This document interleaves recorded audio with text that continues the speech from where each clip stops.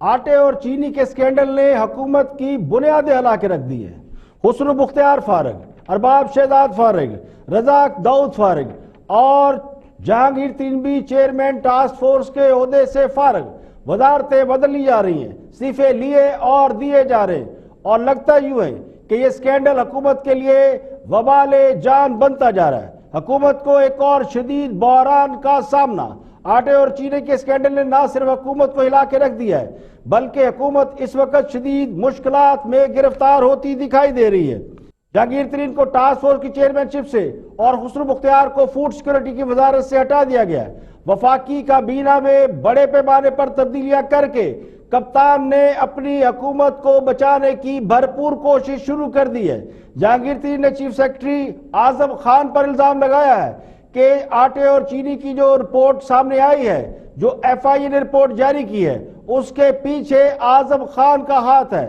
پنجاب حکومت بھی اس اسکینڈل کی وجہ سے دباؤ میں آ گئی ہے۔ پنجاب کے وزیر خوراک سمیع اللہ سے استعفیٰ لے کر انہیں گھر بھیج دیا گیا ہے۔ ایک طرف حکومت کی وکٹیں پہ وکٹیں گر رہی ہیں اور دوسری طرف حکومت خود کو بچانے کی بھرپور کوشش کر رہی ہے۔ سب سے اہم سوال یہ ہے سیاسی اثر و رسوخ کے استعمال کا۔ غیر منتخب اراکین نے جو سیاسی اثر و رسوخ استعمال کیا، اس کا الزام سیدھا سیدھا پرائم منسٹر پر آ رہا ہے، جو وزیر اعظم عمران خان کے قریبی دوست اور ساتھی ہیں، جہانگیر ترین ہوں یا رزاق داؤد ہوں۔ رزاق داؤد بھی چیئرمین تھے ٹاسک فورس برائے شوگر کے، ان کو اس عہدے سے بھی ہٹا دیا گیا ہے۔ تو جو لوگ غیر منتخب ہونے کے باوجود اجلاسوں میں شرکت کرتے رہے، یعنی جہانگیر ترین جو غیر منتخب ہونے کے باوجود حکومت کے تمام اجلاسوں میں شرکت کرتے رہے، تو خان صاحب اس معاملے سے خود کو لا تعلق کرنے کی بھرپور کوشش کر رہی ہے، اور لگتا ہے کہ حکومت اچانک بحران میں گرفتار ہو رہی ہے۔ حسن مختار کو اس وقت نیشنل فوڈ سیکورٹی کے عہدے سے ہٹایا گیا ہے جب ملک بھر میں لاک ڈاؤن ہے۔ جس وزیر کی ذمہ داری ہے کہ وہ شیعہ کی قلت نہ ہونے دے، اس کو اس موقع پر ہٹانا سمجھ سے بالا تر ہے۔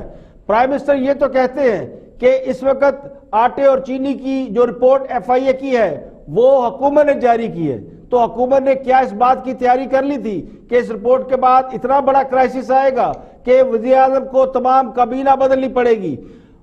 حسن مختار کو اگر آٹا چینی اسکینڈل کے نام پر ہٹایا جاتا تو بات سمجھ میں آتی تھی، لیکن اب انہیں اقتصادی امور کی وزارت دے دی گئی ہے، تو اللہ جانے یہ سزا ہے یا پھر انہیں انعام دیا گیا ہے۔ تو خان صاحب نے اپنی حکومت کو ایک بار پھر تمام کھلاڑی بدل دیے ہیں، تمام فیلڈنگ تبدیل کر دی ہے۔ اب کوئی مانے یا نہ مانے، جو یہ کہتے تھے کہ ان کا مقابلہ مافیا سے ہے، ان کے دائیں اور بائیں بیٹھنے والے لوگ مافیا کا حصہ نکل رہے ہیں۔ آٹے اور چینی بحران پر ایف آئی اے کی رپورٹ نے تہلکہ مچا دیا ہے۔ ہاں صاحب آٹے اور چینی کے اسکینڈل میں ملوث کرداروں کو بے نقاب کرنے کا کریڈٹ لے رہے ہیں، جبکہ ذرائع کا یہ دعویٰ ہے کہ رپورٹ میڈیا کے ہاتھ نہ لگتی تو منظر عام پر ہی نہ آتی۔ سوال یہ ہے کہ میڈیا کو یہ رپورٹ کس نے دی؟ کیا حکومت نے خود میڈیا کو رپورٹ جاری کی یا پھر میڈیا تک یہ رپورٹ پردہ نشینوں نے پہنچائی؟ آٹا اور چینی اسکینڈل منظر عام پر آنے کے بعد سوالات اٹھے ہیں، اور ہم سوال یہ ہے کہ کیا حکومت رپورٹ میں شامل افراد کے خلاف کارروائی کرے گی؟ وزیر اعظم نے فورینسک آڈٹ ہونے تک کارروائی روک دی ہے۔ جب تک رپورٹ کا فورینسک آڈٹ نہیں آئے گا کسی کے خلاف کارروائی نہیں ہوگی۔ بعد نظر میں رپورٹ میں بڑے بڑے نام شامل ہیں، حکومت کے نام بھی اور اپوزیشن والوں کے نام بھی۔ جہانگیر ترین، حسن مختار کا نام سر فہرست ہے۔ وزیر اعلیٰ پنجاب عثمان بزدار پر بھی انگلیاں اٹھ رہی ہیں، انہوں نے اربوں روپے کی سبسڈی دی، ان پر بھی سوال اٹھ رہے ہیں۔ کہنے والے تو کہتے ہیں کہ جب مخالفین پر الزام لگے تو انہیں محض الزام پر ہی جیل میں ڈال دیا جاتا ہے، لیکن جب اپنے دوست اور اپنے قریبی لوگ انوالو ہوں تو ان پر کمیشن بنائیں۔ تو کیا یہ ایک پاکستان ہے یا دو پاکستان ہے؟ حکمران جماعت کا یہ بھی دعویٰ ہے کہ کبھی ماضی میں کسی حکومتی شخصیت کے خلاف، کسی طاقتور کے خلاف اس طرح کبھی تحقیقات نہیں ہوئی، لیکن وہ یہ بھول رہے ہیں کہ نواز شریف کے خلاف جب جے آئی ٹی بنی وہ اس ملک کے وزیر اعظم تھے اور ایک طاقتور وزیر اعظم تھے جن کی حکومت کسی اتحادی کے بلبوتے پر نہیں تھی۔ نواز شریف جب وزیر اعظم تھے تب بھی وہ سپریم کورٹ کی بنائی گئی جے آئی ٹی کے سامنے پیش ہوتے تھے۔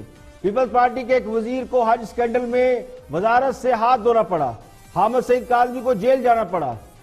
تو ڈن کے کس چیز کے بجائے جا رہے ہیں؟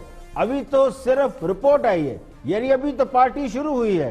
پنجاب سے ایک وزیر کو قربانی کا بکرا بنا دیا گیا ہے یا ان پر دباؤ ڈال کر ان سے استعفیٰ ضرور لے لیا گیا ہے۔ یہ رپورٹ 14 مارچ کو وزیر اعظم کی میز پر تھی۔ سوال یہ ہے کہ 2-2.5 ہفتے اس رپورٹ کو جاری کرنے کا سوچا تک نہیں گیا، لیکن جب رپورٹ میڈیا میں ڈسکس ہونے لگی، لیک ہو گئی، اس کا شور مچنا شروع ہو گیا تو اس کا کریڈٹ لیا جا رہا ہے۔ رپورٹ کے جاری کرنے کی ٹائمنگ پر بھی سوال اٹھ رہے ہیں کہ اس وقت جب ملک بھر میں لوگ کرونا وائرس سے مر رہے ہیں، ہزاروں لوگ کرونا وائرس کی وبا میں گرفتار ہیں، اس کے بعد لاک ڈاؤن نے عوام کی زندگی جیرن کر رکھی ہے، ایسی رپورٹ جاری کرنے کا مقصد کیا ملک میں کسی نئی بحث کا آغاز کرنا ہے؟ 2 روز قبل خان صاحب نے تاجروں صنعت کاروں کو 100 ارب روپے کا ٹیکس ریفنڈ کیا، جسے کالا دھن کو سفید کرنے والی ایمنسٹی اسکیم کہا جا رہا ہے۔ کیا حکومت اس وقت اس بات کا فائدہ اٹھا رہی ہے کہ وہ جو کچھ کرنا چاہتی ہے کرے؟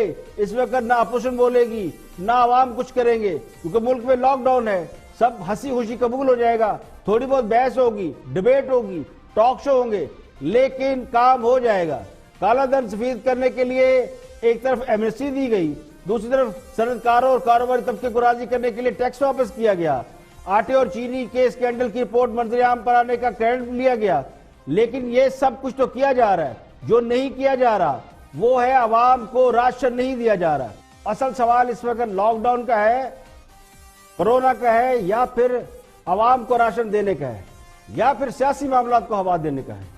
خان صاحب نے کابینہ میں بابروان، فخرمان، امین الحق کو شامل کر کے کابینہ کو کریڈیبل بنانے کی کوشش کی ہے، جبکہ حماد اظہر، حسن مختار کی وزارتیں بدلی گئی ہیں، ارباب شہزاد کو بھی مشیر کے عہدے سے ہٹا دیا گیا ہے، ہاشم پوپلزئی کو بھی سیکرٹری فوڈ سیکورٹی سے ہٹا دیا گیا۔ تو بڑے پیمانے پر تبدیلیاں یہ بتاتی ہیں کہ رپورٹ حکومت کی مرضی سے باہر نہیں آئی۔ اگر رپورٹ کے آنے سے اتنی تبدیلیاں ہو سکتی ہیں تو اس کی تیاری رپورٹ جاری کرنے سے پہلے کی جا سکتی تھی۔ اگر تو خان صاحب نے رپورٹ آنے سے پہلے وزارتیں تبدیل کی ہوتی تو شاید سوال نہ اٹھتے، لیکن ایک رپورٹ منظر عام پر آنے کے بعد اتنے بڑے پیمانے پر تبدیلیاں یہ بتاتی ہیں کہ دال میں بہت کچھ کالا ہے۔